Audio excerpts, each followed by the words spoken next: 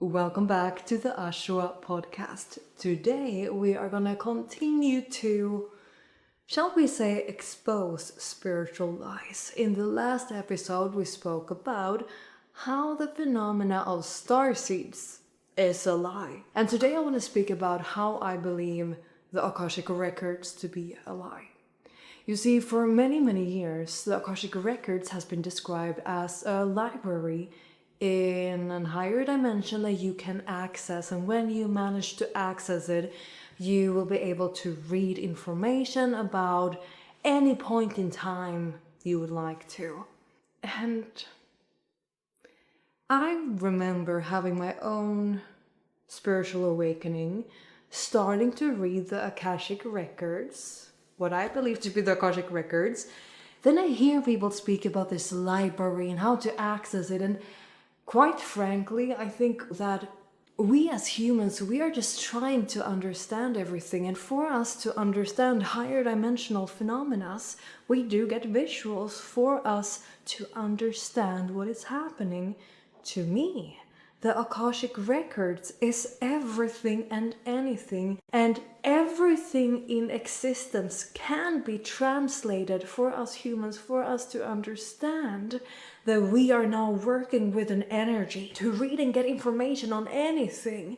It's very convenient for our mind to translate this everything into a library dated from many years ago to many years in the future, and then we can look on the shelves and we can see all these books. We can see the books of every song, the book of every war, the book of every life story. We can see a lot for us to understand that we are reading existence. We are the first people starting to do this, starting to understand what they are actually doing. They saw it as a library simply because that was the terminology, that was the visuals that could translate for their mind that this is what they're doing. You're actually reading about things that has happened. They're reading about energy, they're reading about the future, about the past, about timelines, about other lifetimes. So that is why for a really long time people have been speaking about the Akashic Records as a library. That is a visual that's been helping us humans understand what we're actually doing, what we're actually accessing. And at the same time, viewing Akashic Records as a library, that's also a tool.